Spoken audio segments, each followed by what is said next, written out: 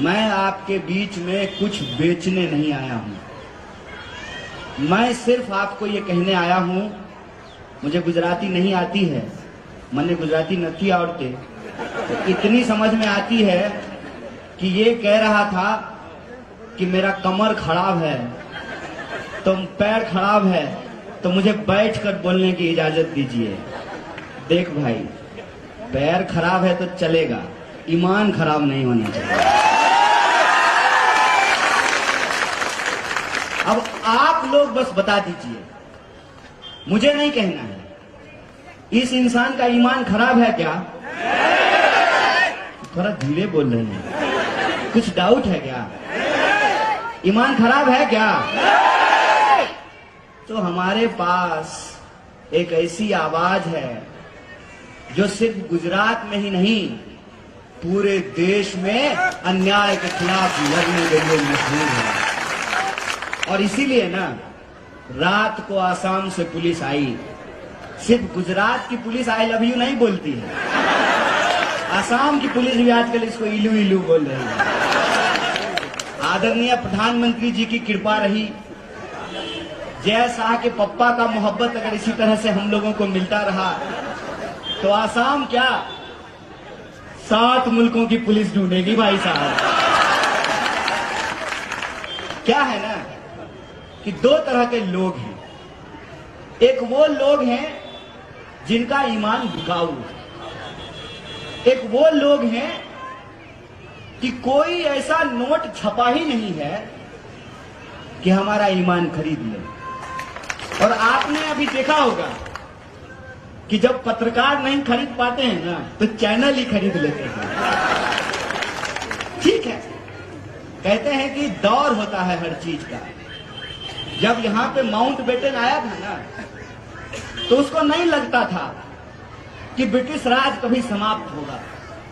जब Lord Curzon आया था, तमाम जब अंग्रेज के अफसर आए थे, घोड़े पे चलते थे ना, तो उनको अंदाजा नहीं था कि नंगे पांव चलने वाले लोग, खाली बदन अपने खेतों में खून पसीना बहाने वाले लोग किसी दिन उससे डरना बंद कर देंगे और उनके टैंक के सामने खड़ा होकर के कहेंगे, अंग्रेजों भारत छोड़ो, हमको स्वराज चाहिए।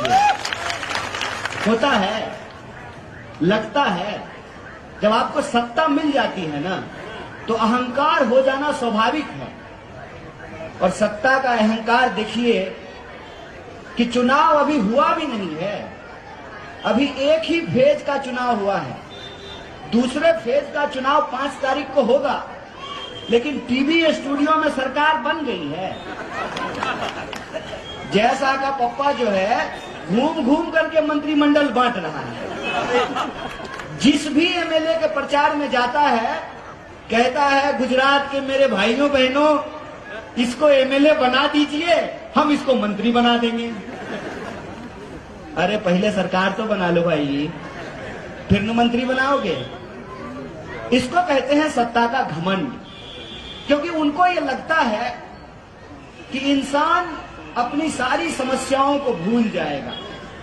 रोजी का सवाल, रोटी का सवाल, शिक्षा का सवाल, बीमारी का सवाल, सड़क का सवाल, सब सवाल भूल जाएगा।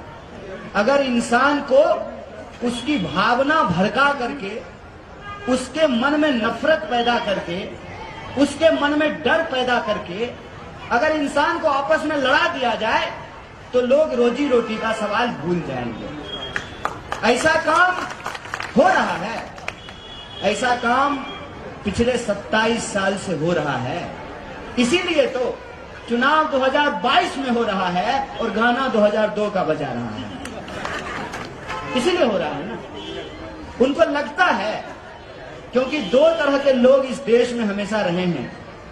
एक वो जो सत्ता के सामने सच के लिए आंख में आंख डाल करके सवाल करते हैं और घुटना टिका करके अड़ करके खड़ा हो जाते हैं। चाहे उनके ऊपर टैंक चला दिया जाए, घोड़े दौड़ा दिए जाएं, हाथियों से उनका सर कुचल दिया जाए। और आजकल तो हम लोग साइंटिफिक टेक्नोलॉजिकल रेवोल्यूशन में जीते हैं ना, तो आजकल नकली वीडियो बना करके लोगों को जेलों में ठूस दिया जाता है। ये होता आया है, लेकिन दूसरे वो लोग भी होते हैं जो सत्ता के साथ चाय पे चर्चा करने लगते हैं। आजादी के आंदोलन के दौरान भी दो तरह के लोग थे। एक वो जो अंग्रेजों के खिलाफ जंग लड़ रहे, एक वो जो अंग्रेजों से पैसे लेकर के अंग्रेजों के लिए चापलूसी कर रहे थे, अंग्रेजों के लिए जासूसी कर रहे थे। आज 21वीं सदी में 2022 में भी दो तरह के लोग हैं। एक वो है जो लोभ और डर के चलते सत्ता के साथ हाथ मिला लेते हैं। दूसरे वो लोग हैं जिनका ईमान बिकाऊ नहीं है, इसीलिए वो सत्ता के आंख में आंख डाल करके सवाल पूछते हैं कि रे भाई, परिवारवाद पे भाषण देते हो तो ये बताओ कि अमित शाह के बेटे को बीसीसीआई का सेक्रेटरी क्यों बनाए हो? ये बताओ कि 45 साल में देश में सबसे ज्यादा बेकारी क्यों है? ये बताओ कि 22 बार गुजरात के अंदर प्रश्न पत्र लीक क्यों हुआ है? ये बताओ कि जब देश में महामारी फैली हुई थी तो अहमदाबाद के सिविल अस्पताल में लोगों को ऑक्सीजन सिलेंडर क्यों नहीं मिल रहा था? ये बताओ कि किसानों को क्यों आत्महत्या करनी पड़ती है, क्यों उनके फसल का दाम नहीं मिलता है? ये बताओ कि नोटबंदी करने के बाद आपने वादा किया था कि भ्रष्टाचार रुक जाएगा, भ्रष्टाचारियों को पकड़ा जाएगा, सरकार जब आएगी तो काला धन आएगा, सबके खाते में 15 लाख पहुंचाया जाएगा। कितने लोगों के खाते में 15 लाख पहुंचाया? भाजपा का लोग आपसे वोट मांगने के लिए आए तो उसको बुलाइए, आ जाओ बैठो, थोड़ा हम भी चाय पे चर्चा कर लेते हैं। उसको कहिए कि हमारे खाते में 15 लाख रुपया नहीं आया है, तुम्हारे खाते में अगर 15 लाख आया है तो हम तुमको वोट देने के लिए तैयार हैं। खाओ मां का कसम और बताओ कि 15 लाख आया है कि नहीं आया। पूछिए कि क्यों महंगाई बढ़ रही है। एक मैडम है स्मृति ईरानी, मैं चाहता हूं कि बुरा दिन फिर से आ जाए, 400 रुपए में सिलेंडर मिलने लगे और सिलेंडर लेकर के स्मृति ईरानी अहमदाबाद की सड़कों पे प्रदर्शन करना शुरू कर दें।